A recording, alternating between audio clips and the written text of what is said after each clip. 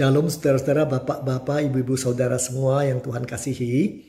Saya yakin Anda pernah mendengar istilah pertobatan atau hidup dalam pertobatan.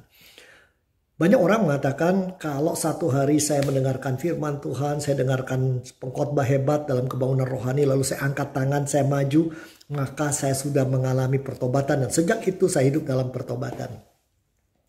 Tapi apakah memang begitu artinya? Nah, kita tahu ada orang menganggap pertobatan itu titik balik.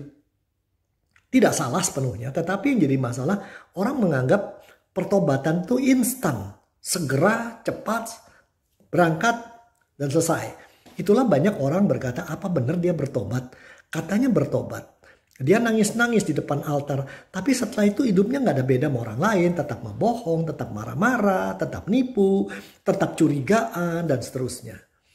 Karena itu benar kita perlu belajar mengenai pertobatan sesungguhan artinya apa. Ya, artinya apa.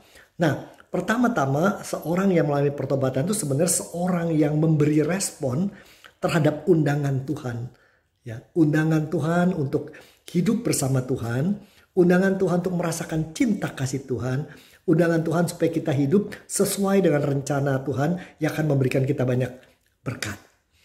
Nah, ini yang perlu disadari, itu respon. Dan respon ini tidak hanya sekali, tapi setelah memberikan respon pertama, respon itu dilanjutkan terus secara konsisten. Nah, ciri-ciri orang yang sungguh-sungguh hidup dalam pertobatan seperti apa? Pertama-tama adalah dia akan punya keyakinan-keyakinan dasar tentang Tuhan yang benar. Jadi dia tahu Bapa kita di surga adalah Allah Bapa, Maha Mulia, Maha Agung, Maha Kudus. Tapi Tuhan adalah sahabat yang mengerti kita. Menjadi kekasih kita yang membelai kita, yang menghibur kita, yang menemani kita dalam susah dan senang. Bahkan kesusahan kita, problem di keluarga dan lain, semua itu sebenarnya Allah Tuhan untuk memurnikan kita. Itu yang pertama, keyakinan-keyakinan. Kedua, seorang yang sudah mengalami pertobatan yang pasti adalah dengan sungguh akan memilih hal-hal yang Tuhan inginkan dan berarti mencampakkan, membuang apa yang tadinya buat dia berharga. Kebiasaan, pola-pola, sudut pandang yang tadinya dia pegang dan dia sudah tahu ini dosa karena ini menyimpang dari rencana Tuhan, beda dengan kehendak Tuhan, dia buang. Walaupun itu indah kelihatannya. Ya, saya kenal seorang sahabat yang dilatih oleh keluarganya untuk menjadi pedagang yang pintar cari duit, seorang entrepreneur sejati dan buat dia duit dan itu luar biasa. Ketika dia sudah mulai mendapat 100 juta, dia membandingkan orang yang punya 500, dia pingin punya 500, dia kerja keras. Setelah lihat orang punya 500, dia kepingin punya 1 miliar. Setelah bermainan orang punya 10 miliar, dia pingin seterusnya. Tetapi setelah dia bertobat, dia menyadari ini semuanya untuk diriku. Bukan ini yang Tuhan inginkan. Maka dia bilang sekarang, apa yang Tuhan inginkan dengan uang saya? Apa yang Tuhan inginkan untuk masa depan saya yang harus saya pentingkan? Nah, ini tahap ketiga.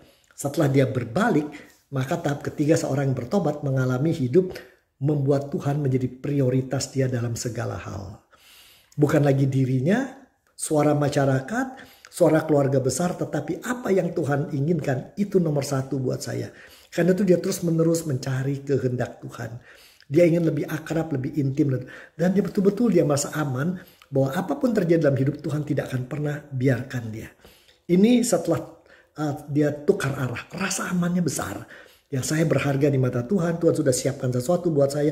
Harus mencari kehendaknya. Supaya apa yang Tuhan rencanakan yang begitu indah bisa saya peroleh. Nah, setelah itu seorang yang bertobat itu akan mengalami terus-menerus komitmen untuk memprioritaskan Tuhan di atas segala urusan.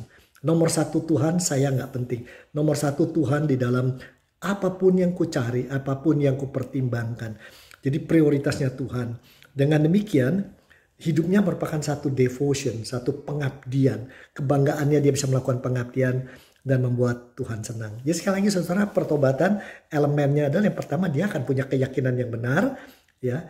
Kedua dia akan berani meninggalkan dosa atau apa jalan yang bukan Tuhan inginkan. Nilai-nilai yang dianggap penting oleh orang dia berani tinggalkan.